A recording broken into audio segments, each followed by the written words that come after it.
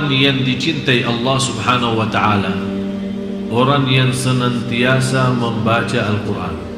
Tapi bagaimana prinsip orang baca Al-Quran tapi dicintai Allah? Karena selama ini Bapak Ibu, saya yakin Anda semua suka baca Al-Quran. Malah ada yang saya kenal 1 minggu, 2 minggu kurang lebih khatam Al-Quran. Kurang daripada 1 bulan dia mampu khatam Al-Quran. Malah ada yang dalam 1 bulan khatam 2 kali, ada malah 3 kali. 30 juz dalam 1 bulan.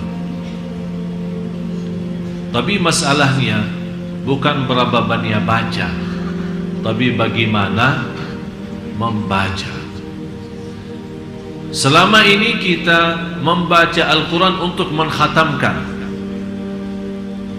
Tapi yang saya minta kali ini agak sedikit kita rubah. Bagaimana saya bisa baca Al-Quran tapi saya mendapatkan Allah mencintai saya? Yang pertama, saat kita baca Al-Quran harus Anda rasakan Allah bicara sama Anda langsung. Allah bicara sama kamu. Ya ayyuhalladzina amanu, hei orang. Yang dimaksud siapa? Saya. Rasakan. Ittaqullah, berarti Allah mau berbicara sama diri kita sendiri. Itu yang perlu dirasakan saat kita membaca Al-Quran. Dan kita selama membaca Al-Quran, kita merasa, kata ulama, kalau mau berbicara sama Allah Subhanahu wa ta'ala, salat.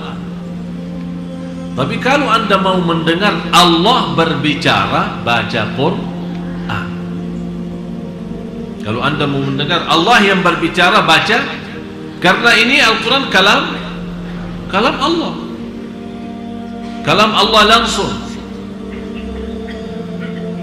Yang Allah sampaikan langsung, kalam Allah itu disampaikan kepada malaikat Jibril kepada Nabi Muhammad SAW, Nabi Muhammad kepada sahabatnya, dan seterusnya sampai kepada kita.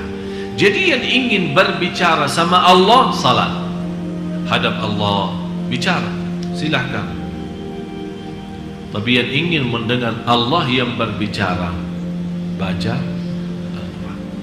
Jadi saat Anda baca Al-Quran, Bismillahirrahmanirrahim, Anda rasakan mendengar kalam Allah. Jadi jangan Anda hanya membaca. Ada seorang membaca hanya lewat mata, tidak akan bisa rasa. Kenapa? Apa manfaatnya suara? Suara agar didengar oleh, kenapa didengar oleh telinga sendiri? Kalau ada syaitan mengganggu kita, lari.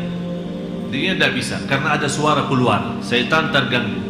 Bukan syaitan yang mengganggu, malah dia yang terganggu. Berarti akan melarikan syaitan dari suara bacaan kita.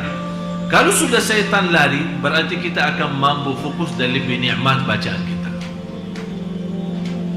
Yang kedua, saat kita mendengar sendiri bacaan kita, rasakan Allah yang lagi menyampaikan bacaan itu lewat telinga kita. Karena telinga itu salah satu makhluk Allah. Ada seorang punya telinga tapi tidak bisa mendengar. Ada orang punya mata tapi tidak bisa melihat. Jadi masalahnya bukan wujudnya mata atau wujudnya telinga, tapi masalahnya apakah dia berfungsi atau tidak, bisa menjadi berguna atau tidak. Bagaimana kita bisa mengaktifkan segala tubuh badan kita saat membaca? Begitu caranya. Yang pertama, Anda baca karena Allah lagi berbicara. Yang kedua, Anda membaca Al-Quran, semua berbicaraan itu yang dimaksud adalah diri kita. Yang ketiga, itu yang terindah dalam bacaan Al-Quran, setiap kita baca ada rasa saya tidak mau berhenti, karena saya lagi nikmati dan merindukan mendengar kalam Allah, mendengar bicaraan Allah sama saya. Jadi begitu Anda baca, jangan Anda punya bayangan dan pikiran kapan mau selesai. Malah justru yang Anda harus rasakan, saya tidak mau selesai, saya mau terus lazat, saya mau nikmat, karena Allah lagi bicara sama saya. Sudah faham 3 poin ini? Itu namanya membaca Al-Quran. Dan 3 hal ini baru akan Allah mencintai